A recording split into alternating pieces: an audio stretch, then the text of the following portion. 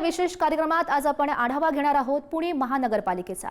राज्यातील प्रमुख महानगरपालिकांपैकी एक असलेल्या पुणे महानगरपालिकेवर अनेक वर्ष राष्ट्रवादी काँग्रेस आणि काँग्रेसचं वर्चस्व होतं। मात्र 2017 साली भाजपानं ऐतिहासिक विजय मिळवत मोठ्या संख्येने सत्ता काबीज केली। आता राजकीय समीकरणं बदललेली आहेत। नव्या आघाड्या, फुटी आणि संघर्षाच्या पार्श्वभूमीवर यंदा पुणे महापालिकेमध्ये नेमकी काय परिस्थिती असेल याचाच आढावा घेतलेला आहे आमचे प्रतिनिधी ज्ञानेश्वर चौतमल यांनी। बघूयात।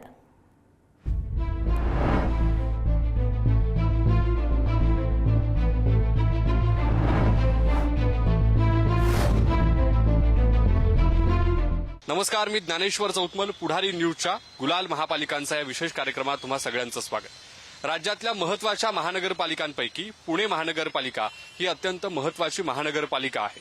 मुंबई महानगरपालिकेकडे सगळ्यांचं लक्ष असतं ते म्हणजे पुणे महानगरपालिकेकडे, आणि याच पुणे महानगरपालिकेच्या आत्ताच्या महानगरपालिकांच्या निवडणुकाच्या अनुषंगानं कशा पद्धतीची चर्चा सुरू आहे, काय नेमकं राजकीय समीकरण या पुण्यात सुरू आहे याचा आपण आढावा घेण्याचा प्रयत्न करणार आहोत। नगर नियोजन कसं केलं जातंय, कचऱ्याचं व्यवस्थापन कसं केलं जातंय यावर देखील इथली सगळी लढत अवलंबून असणार आहे। त्या प्रभागांमध्ये ते महत्त्वाचे मुद्दे पुणे महानगरपालिकेच्या दृष्टिकोनातून महत्त्वाचे आहेत। तसे हे सगळे प्रश्न ज्वलंत असताना नगरसेवक जेव्हा त्या प्रभागांमध्ये जातील, निवडून येण्यासाठी प्रयत्न करतील, तेव्हा या इच्छुक नगरसेवकांना जनता कसा प्रतिसाद देते हेही पाहणं अत्यंत महत्त्वाचं असणार आहे। अवघे काही दिवस आता मतदानाला, मतमोजणीला शिल्लक राहिलेले असताना अवघा पूर्ण एक महिना देखील या इथल्या नगरसेवक, भावी नगरसेवक ज्यांना आपण म्हणतो, त्यांच्या हातात नसताना कशा पद्धतीनं मतदारांपर्यंत हे सगळे लोक पोहोचतात आणि काय नेमके निकाल लागतात हेही पाहणं अत्यंत महत्त्वाचं असेल।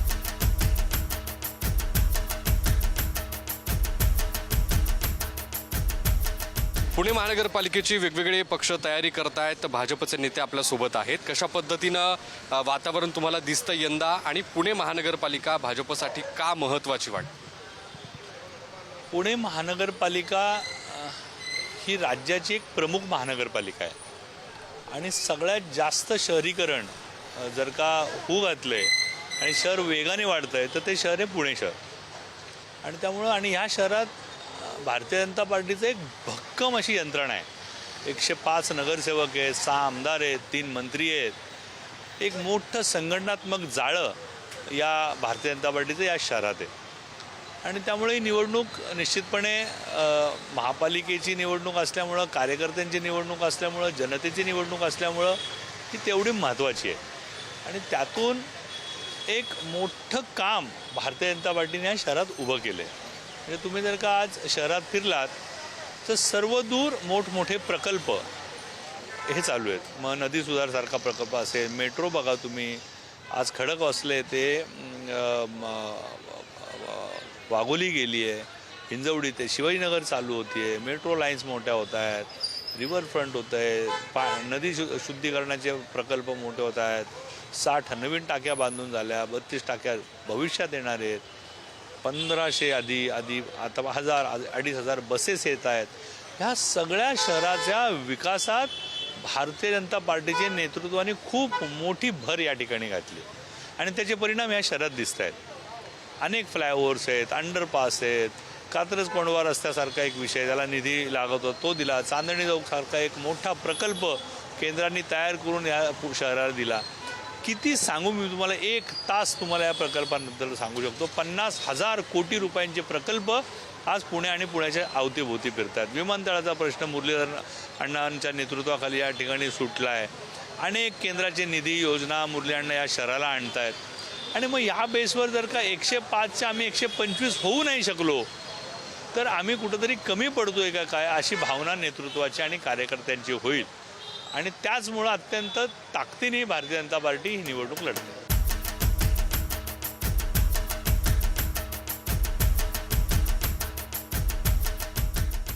पुणे महानगरपालिकेच्या अनुषंगानं भाजपनं स्वबळाची तयारी केलेली असताना मवियामध्ये नेमकं काय सुरू आहे हे आपण जाणून घेण्याचा प्रयत्न करणार आहोत। ठाकरेंच्या शिवसेनेचे नेते आपल्यासोबत आहेत। मला सांगा, कशा पद्धतीनं शहरात सध्या मविया म्हणून हालचाली सुरू आहेत, काय घडतंय पडद्यामध्ये? मुळामध्ये महाविकास आघाडी म्हणून आम्ही एकत्रित लढण्याचा मानस ठेवलेला आहे, आणि त्या संदर्भातली आमची एक पहिली बैठक झालेली आहे। त्यामुळे आम्ही महाविकास आघाडी म्हणून निवडणूक लढणार आहोत, आणि अतिशय चांगल्या पद्धतीने यश प्राप्त करणार आहोत. पण हे सगळं घडत असताना अजित पवारांची राष्ट्रवादी तुमच्यासोबत जर आली किंवा तुम्ही या सगळ्या पार्श्वभूमीवरती काय विचार करताय मवियाचे सगळे नेते? नाही, मुळामध्ये राष्ट्रवादी शरद पवारांची आहे, राष्ट्रवादी अजितदादांची आहे. त्यामुळं आमच्या दृष्टिकोनातून शरद पवार साहेब जे काय सांगतील ते महत्त्वाचं आहे. कारण अजितदादा जर त्यांना भेटले तर शेवटी शरद पवार हे वरिष्ठ नेते आहेत. त्यामुळे ते आमच्या मुंबईच्या नेत्याशी चर्चा करतील आणि त्याप्रमाणे जो निर्णय येईल तो आम्हाला मान्य करावा लागेल. हे सगळं तुम्ही सांगताय, पण एकीकडे मनसे देखील मवियासोबत येण्याची तयारी सुरू आहे, त्यांच्याही बैठका सुरू आहेत. त्याचा कसा फायदा होईल असं तुम्हाला वाटतं? आणि हे सगळं घडत असताना भाजप विरोधात तुमची ताकद कितपत मोठी ठरते किंवा त्याचे काय नेमके परिणाम तुम्हाला राजकीय दिसतात? मुळामध्ये आम्ही आमच्या पहिल्या बैठकीत सांगितलेले की भारतीय जनता पार्टीला रोखण्यासाठी किंवा भारतीय जनता पार्टीचा जो भ्रष्टाचार आहे त्याच्यासाठी आम्ही सर्वजण समविचारी पक्षाचे लोक एकत्र येऊन ह्या निवडणुकीला सामोरं जाणार आहोत. त्यामुळं मनसेबरोबर आमची युती होणार नाही होणार हा विषय दुसरा असला तरी देखील मनसे आणि आमची युती होणार आहे असे मुंबईमधून आम्हाला मागे सांगितण्यात आलेलं आहे. त्यामुळे महाविकास आघाडी जर मध्ये मनसे येणार असेल तर ते अतिशय चांगली गोष्ट होईल. बरोबर आहे. हे सगळं राज्यातल्या वेगवेगळ्या महानगरपालिकांची सगळ्या चर्चा रणधुमाळी सुरू असताना पुणे महानगरपालिका तुम्हाला का महत्त्वाची वाटते? कुठले असे मुद्दे आहेत किंवा त्याच्या पाठीमागे काय महत्त्व दिसतं? नाही, मुळामध्ये पुणे महानगरपालिका असेल, नाशिक महानगरपालिका असेल, मुंबई महानगरपालिका सुद्धा ह्या प्रमुख राज्याच्या महानगरपालिका आहेत. तुम्ही आता परवाच बघितलं असेल, माननीय देवेंद्र फडणवीस साहेब 3,000 कोटीची निवेदिता काढतात. ज्या वेळेस म्हणजे आचारसंहिता लागू होणार आहे त्या दिवशी करणार आहेत. म्हणजे लोकांना वेडं बनवायचं काम करतात. 3-3, 4-4 हजार उमेदवारी अर्ज भरून घेतात. ते कार्यकर्त्यांना देखील फसवतात आणि तरी देखील आजच्या मितीला देखील आजच्या वेळेला देखील भारतीय जनता पार्टीत अनेक लोक घेतात. म्हणजे त्यांचा मूळ जो कार्यकर्ता आहे, मूळ जो संघ परिवारातनं मुशीतनं घडलेला कार्यकर्ता आहे त्याला केवळ सत्तरंत्या उचलण्याचं काम ठेवणार आहेत असं मला वाटतं. जर एवढी त्यांची मोठी ताकद असताना देखील त्यांना बाहेरच्या पक्षाची लोक घ्यायची काय गरज पडते हा एक मोठा विचार करण्याची गोष्ट आहे. मविया म्हणून तुमचे कुठले मुद्दे असणार आहेत जे मुद्दे घेऊन तुम्ही पुढच्या काही दिवसांमध्ये मतदारांपर्यंत जाणार आहात? कुठल्या मुद्द्यांच्या माध्यमातून लोकांपर्यंत पोहोचणार?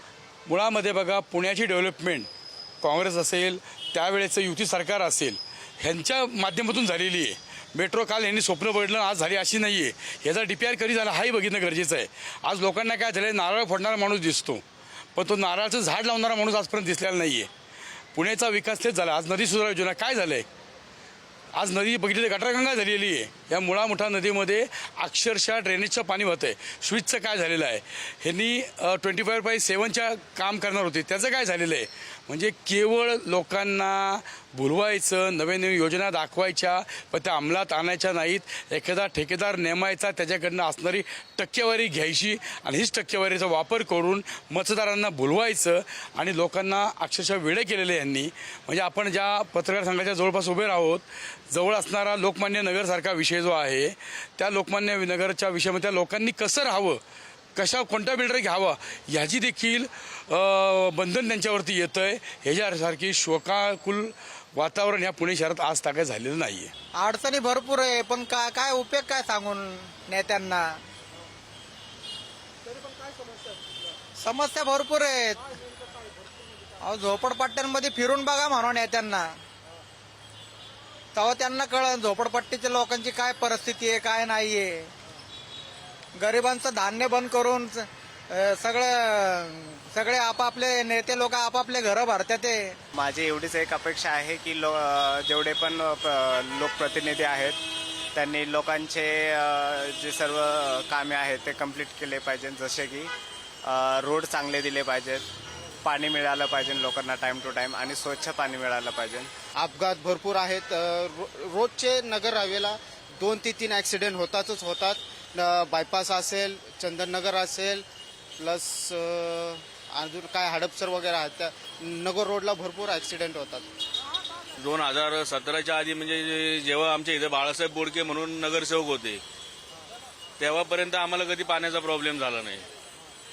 पण ते 2017च्या इलेक्शन नंतर जो पाणी प्रश्न आमच्या गावठाणाचा पूर्ण म्हणजे बैठी घरांचे आपल्या इथे जास्त हे आहेत, वसाहती आहेत, तरी आम्हाला इथं पाण्याचा प्रॉब्लेम म्हणजे पहिल्या मजल्यावर सुद्धा आमच्या इथं पाणी येऊ शकत नाही.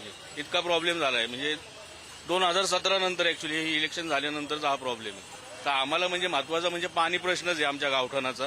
गोरगरिबांचे आहे ना चांगल्या प्रकारे कामे वगैरे करावे, पाण्याच्या सोयी, ड्रेनेजचं काम, म्हणजे आपल्या प्रभागामध्ये नाही का पाण्याचे जास्ती करून अडचणी वगैरे आहेत. पाणी येत नाही काही काही ठिकाणी स्लम एरियामध्ये वगैरे, आणि बऱ्याच ठिकाणी त्यांनी ज्या काही शासनाच्या योजना वगैरे असेल ना तर त्या त्यांनी लोकांपर्यंत पोहोचवाव्यात. पुणे महानगरपालिकेची रणधुमाळी सुरू झालेली आहे आणि याच अनुषंगानं पुणे महानगरपालिकेच्या या सगळ्या धामधुमीत तज्ज्ञांचं काय मत आहे, राजकीय विश्लेषकांचं काय मत आहे हे जाणून घेण्याचा आपला प्रयत्न असणार आहे. सुरुवात पांडुरंग सरांपासून करूयात. अगदी काही दिवस तसे उरलेले आहेत, महिनाही उरला नाही अशी परिस्थिती आहे. काय महत्त्वाचे मुद्दे वाटतात पुणे महानगरपालिकेच्या दृष्टिकोनातून? पुणे महापालिकेच्या खरं तर सर्वात महत्त्वाचा मुद्दा आहे की आता कुठला पक्ष कुणाबरोबर लढणार. म्हणजे देवेंद्र फडणवीसांनी आचारसंहितेच्या पहिल्याच दिवशी हे चित्र स्पष्ट केलं की भाजप आणि राष्ट्रवादी एकत्र लढणार नाही. हे चित्र स्पष्ट झालं, पण आता भाजप आणि शिवसेना हे एकत्र लढणार का याच्याबाबत अजून स्पष्टता आलेली नाही. दुसरं, गेल्या काही दिवसापासून एक चर्चा सुरू होती की 2 राष्ट्रवादी एकत्र येणार का, त्याच्याबाबतही क्लिअरिटी नाही आहे. आता स्थानिक पातळीवर तशी चर्चा आहे की 2 राष्ट्रवादी एकत्र येतील, त्याबाबतही अजून स्पष्टता नाही. त्यापुढे जाऊनही महाविकास आघाडी आणि 2 राष्ट्रवादी एकत्र लढणार का अशा पद्धतीचा एक मतप्रवाह आहे. हे चित्र क्लिअर झाल्यानंतर पुढं उमेदवारी अर्ज, उमेदवारांची यादी हा एक टप्पा आहे. काही पक्षप्रवेश होणार आहे, भाजपमध्ये काही होणार आहेत, काही राष्ट्रवादी काँग्रेसमध्ये होणार आहे असं सांगण्यात येते. हा मला वाटतं 31 डिसेंबरची जी मुदत आहे उमेदवारी अर्ज, हा पहिला टप्पा खूप सर्वात महत्त्वाचा आहे. हा टप्पाच मला वाटतं प्रचंड उत्सुकतेचा असेल, घडामोडीचा असेल, आणि त्याच्यानंतर पुढचं चित्र खऱ्या अर्थाने स्पष्ट होईल की ही लढत भाजप विरुद्ध सर्वपक्षीय आहे का, ही लढत भाजप विरुद्ध राष्ट्रवादी आहे का. आणि हे चित्र स्पष्ट झाल्यानंतर मग निवडणुकीतले नागरी प्रश्न असतील, आरोप प्रत्यारोप असतील, भ्रष्टाचार असेल, अशा मुद्द्यावर ही निवडणूक पुढे जाईल. सगळ्याच वेगवेगळ्या पक्षांकडून या पुणे महानगरपालिकेसाठी ताकद लावली जाते. तर पुणे महानगरपालिका प्रत्येक पक्षाला इतकी महत्त्वाची वाटण्याची काय कारणं दिसतात, काय कारणं वाटतात? आपण जर महाराष्ट्रात बघितलं तर मुंबई पाठोपाठ पुण्याची महापालिका खूप महत्त्वाची आहे, आर्थिकदृष्ट्या पण खूप महत्त्वाची आहे. त्यामुळं प्रत्येक पक्षाला पुणे आणि मुंबईवरती आपलं वर्चस्व असावं असं प्रत्येक पक्षाला वाटतं. त्यामुळं पुण्यासाठी तर सगळ्यात जास्त आपल्याला जर पाहिलं तर भाजप, जसं मुंबईमध्ये त्यांचं पूर्ण प्लॅनिंग चालू आहे तसंच पुण्यामध्ये देखील पण मायक्रो लेवलचं प्लॅनिंग चालू आहे, आणि प्रत्येकाला असं वाटतं की आपण पुण्याच्या पालिकेचे दावेदार असावेत. आत्ता या महानगरपालिकेला कुठले महत्त्वाचे असे मुद्दे आहेत जे महत्त्वाचे मुद्दे या सगळ्या निवडणुकीत केंद्रस्थानी असतील असं तुम्हाला वाटतं? आता खरं सांगायचं तर आपल्याला थोडंसं इतिहासात जावं लागेल की ही निवडणूक वेगळी का. तर आपण 1952 पासूनच्या आत्तापर्यंतच्या निवडणुका जर बघितल्या तर 13 निवडणुका झाल्यात गेल्या 75 वर्षात महापालिकेच्या इतिहासातल्या. या 13 निवडणुकांमध्ये जर आपण टप्पे केले तर 52 पासून 92 पर्यंतचा पहिला टप्पा जो होता नागरी संघटना, जो होता संयुक्त महाराष्ट्र समिती, जो होता जनता पक्ष, काँग्रेस राज्यात आणि देशात यश मिळवत असताना, विधानसभेत येत असताना, लोकसभेत येत असताना पुण्यात मात्र काँग्रेस नव्हती. हा धक्कादायक आहे. पुण्यात काँग्रेसचा त्या अर्थाने त्यांना पहिली सत्ता 68मध्ये मिळाली, पण त्यानंतर दुसऱ्या टप्प्यात 92 ते 2017 या टप्प्यात काँग्रेसचा हा सुवर्ण काळ होता पुण्यातला. आणि त्या काळात शरद पवार, सुरेश कलमाडींसारखे मातब्बर नेते होते, काँग्रेसची संघटना होती, आणि त्यामुळे 92 ते 2017 हा जो काळ आहे हा काळ काँग्रेसचा सुवर्ण काळ गणला गेला. तिसरा जो टप्पा आहे 2017 पासूनचा तो भारतीय जनता पक्षाचा झंझावात. म्हणजे 17ला आपल्याला माहिती आहे 2014ला लोकसभेची निवडणूक झाली, नरेंद्र मोदी पंतप्रधान झाले आणि मोदी लाट देशभर आली. ही लाट येऊन थडकली ती पुणे महापालिकेपर्यंत आली. आणि जो पक्ष भारतीय जनता पक्ष पुण्यामध्ये 20, 25, 30 या जागांमध्ये खेळत होता गेल्या काही निवडणुकात, तो या निवडणुकात तिपटीने वाढून 98 जागा त्यांच्या निवडून आल्या. सर्व पक्षांना त्यांनी साफ केलं. सगळ्यात मोठा त्या 17च्या निवडणुकीत बसला तो म्हणजे काँग्रेसला. काँग्रेसच्या 28 जागा ज्या होत्या त्या 10वर आल्या. दुसरा फटका बसला तो मनसेला. मनसेच्याही 28 जागा होत्या त्या अवघ्या 2 जागा निवडून आल्या मनसेला 17च्या निवडणुकीत. राष्ट्रवादी काँग्रेसचं वैशिष्ट्य असं की राष्ट्रवादी काँग्रेसला मोदी लाटेचा फारसा परिणाम झाला नाही. 51 जागा त्यांच्या 2012च्या निवडणुकीत होत्या, त्या 2017च्या निवडणुकीत 41 पर्यंत कमी झाल्या. 10 जागा त्यांच्या कमी झाल्या. या पार्श्वभूमीवर तुझ्या या प्रश्नाकडे आत्ताच्या पाहावं लागेल की या निवडणुकीत काय. तर या निवडणुकीत भारतीय जनता पक्ष याला तोंड देण्यासाठी, याला थोपवण्यासाठी बाकी पक्ष काय करतायत याच्यात सगळ्यात महत्त्वाचं आहे. गेल्या निवडणुकीपेक्षा या निवडणुकीतले काही बदल जे झालेत ते राष्ट्रवादी काँग्रेसचे पुन्हा 2 छक्ल झालेली आहेत. राष्ट्रवादी काँग्रेस शरद पवार आणि राष्ट्रवादी काँग्रेस अजितदादा. आता या 2 छक्लांचे पुन्हा आत्ता जसं पांडुरंगनी सांगितलं एकीकरणाचे प्रयत्न चाललेत. हे एकीकरणाचे प्रयत्न झाले तर राष्ट्रवादी काँग्रेस पुन्हा एकदा भारतीय जनता पक्षाच्या पुढं दमदारपणे उभी राहील. पण भारतीय जनता पक्षाचा हा झंझावात रोखण्यासाठी दुसरीकडं महाविकास आघाडी आहे ज्यामध्ये उभाटा उद्धव ठाकरे काँग्रेस आहे आणि दुसरीकडं मनसे आणि उभाटाची पण आघाडी होते आहे. तर या सगळ्या आणि शरद पवारांचे राष्ट्रवादी त्या महाविकास आघाडीमध्ये आहे. तर या सगळ्यांकडून भाजपला एकत्रित विरोध किती होतो आहे आणि भारतीय जनता पक्षामागं जनमत जातं आहे का या विरोधकांकडे जातं आहे हे या निवडणुकीमध्ये बघणं औत्सुक्याचं ठरणार आहे. एकूण या सगळ्या आत्ताच्या रणधुमाळीत तुम्ही शहरभर जेव्हा फिरत असता तेव्हा लोकांचं काय म्हणणं येतंय, लोकांचा काय मूड आहे या महानगरपालिकेच्या पार्श्वभूमीवर? बेसिकली गेल्या 8 वर्षामध्ये म्हणजे भाजप जेव्हा महापालिका बरखास्त झाली त्यानंतरच्या 3 वर्षामध्ये नगर नियोजन आणि त्याची अंमलबजावणी याकडं मोठ्या प्रमाणात दुर्लक्ष झालेलं दिसतंय.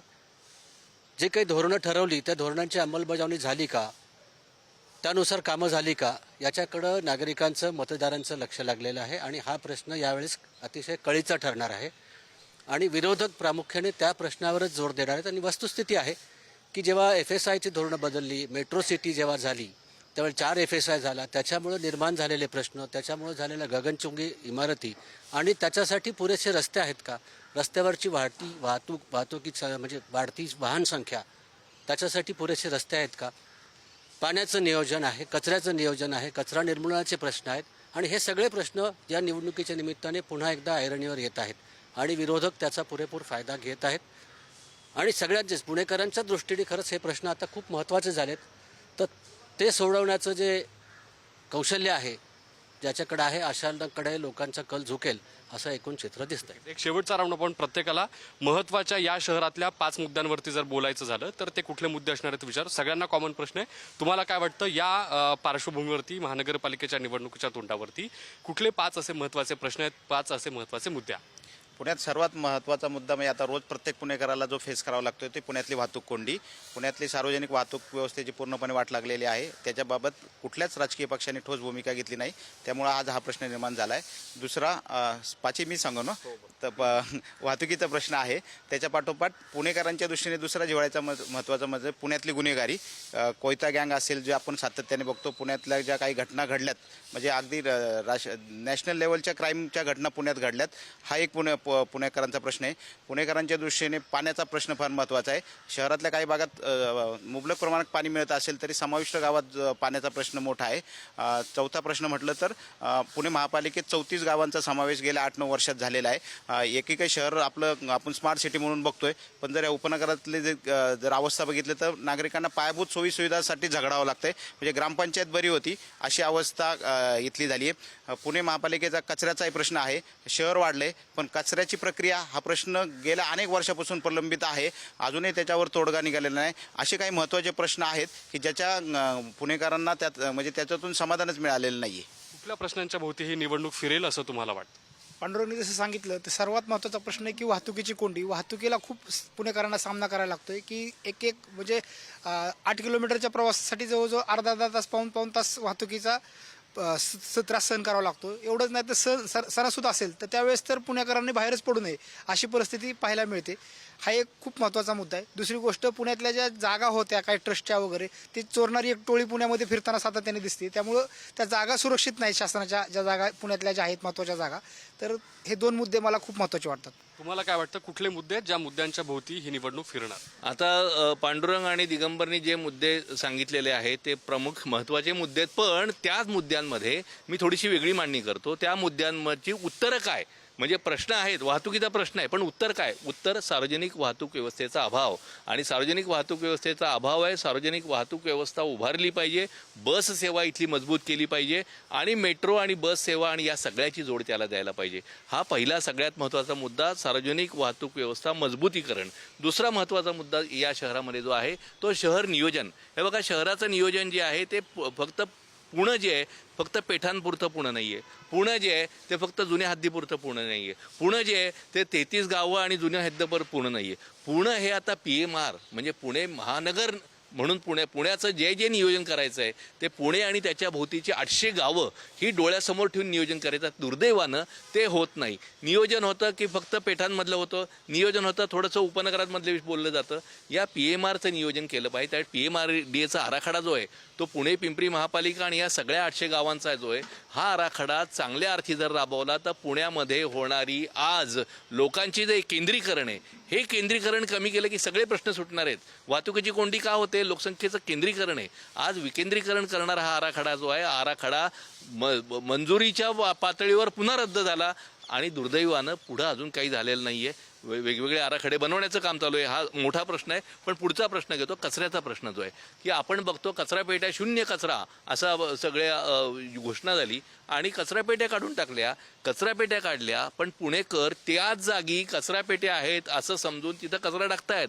सकाळी आपण 7-8 वाजता जर सगळ्या पुण्यामध्ये फिरलात तर सगळं बकाल आणि कचरामय पुणे दिसेल. नंतर ते येऊन उचललं जात आहे. तर याच्यावर तोडगा म्हणून शहराच्या 4ही भागांमध्ये 4 वेगळे जर कचरा डिपो केले तर पुण्याच्या आसपासच्या भागामधली ही कोंडी सुटेल. हा गावांचा प्रश्न आता जो मांडला त्यात मला परत वेगळ्या पद्धतीने मांडायचा आहे की गावांचे प्रश्न सुटले पाहिजे. त्यासाठी महापालिकेला राज्य शासनानं मोठ्या प्रमाणावर वेगळा निधी द्यायला पाहिजे. कारण तिथं पाणी, कारण तिथं रस्ते, कारण तिथं कचरा प्रश्न, कारण तिथं एकंदरीत ड्रेनेजची व्यवस्था या सगळ्याच्या आता योजना होत आहेत.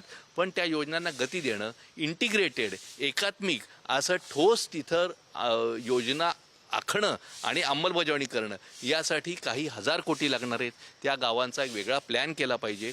गावांमधले रस्ते हे आत्ताच्या आपण आराखड्यात बघाल तर फार छोटे छोटे रस्ते आहेत, अरुंद रस्ते आहेत. मोठे मोठे रस्ते केले पाहिजेत गावांमध्ये सुद्धा. तर पुण्याच्या उपनगरांमध्ये सुद्धा चांगली वस्ती होईल आणि पुण्याच्या मध्यवर्ती भागातला हा ताण कमी होईल. आपण वेगवेगळ्या निवडणुकांना तुम्ही कव्हर केलेल्या आहेत. तुम्हाला यंदा या निवडणुकीमध्ये काय वेगळेपण दिसतंय? कशा पद्धतीचा मूड एकूणच या इलेक्शनचा वाटतोय? एकंदर 3.5 वर्षानंतर या निवडणुका झाल्या आहेत. त्याच्यामुळे बरेच एकंदर इच्छुक म्हणा किंवा नागरिक म्हणा फार 3 वर्षापासून निवडणुका व्हावा यासाठी वाट बघत होते. आता निवडणुका ह्या जाहीर झालेल्या आहेत. त्याच्यामुळे पुन्हा प्रश्न निर्माण झाला आहेत की राजकीय तर अँगल आहेतच, दोन्ही आहेत. कोण कसा पक्ष आहे? भाजपने जोरदार तयारी सुरू केली आहे. 2,500 इच्छुकांनी भाजपमध्ये मुलाखती दिल्या आहेत. त्या पाठोपाठ आता राष्ट्रवादीसुद्धा तयारी करते आहेत आणि महाविकास आघाडी म्हणून तिन्ही पक्ष एकत्र येण्याची तयारी करत आहेत. एकंदर नागरिकांचा मूड बघितला तर असं वाटतंय की म्हणजे निवडणुका ह्या सातत्याने होतच आहेत. दर 5 वर्षांनी निवडणुका येतात पण पुण्याचे जे प्रश्न आहेत ते तसेच राहतात. आज पुण्याचा जो प्रश्न आहे पाण्याचा हा सगळ्यात महत्त्वाचा प्रश्न आहे. आज पुण्याची लोकसंख्या ही जवळपास 80 लाखाच्या आसपास पोहोचलेली आहे आणि त्या तुलनेत पाण्याचे जे सोर्सेस आहेत ते फार कमी आहेत. पुण्याला समान पाणी पुरवठा म्हणजे व्हावा, 24 तास पाणी पुरवलं जावं यासाठी समान पाणी पुरवठा योजना आणली. पण आज गेल्या 3-4 वर्ष झालेत ते योजना अजून अपूर्ण राहिलेली आहे. पाण्याच्या टाक्यांचे बांधकामं अजून अपूर्ण राहिलेली आहेत. जलवाहिन्या अजून टाकलेल्या नाही आहेत. त्याच्यामुळे पुणेकरांना समान पाणी मिळणार आहे का आणि उपलब्ध जे पाणी आहे ते एवढ्या मोठ्या लोकसंख्येला खरंच पुरवता येणार आहे का हे महत्त्वाचा प्रश्न आहे. बघावं लागेल गुलाल कुणाला उधळायची संधी मिळते. व्हिडिओ जर्नलिस्ट निखिल करंदीकर समित, ज्ञानेश्वर चौकमल, पुढारी न्यूज, पुणे.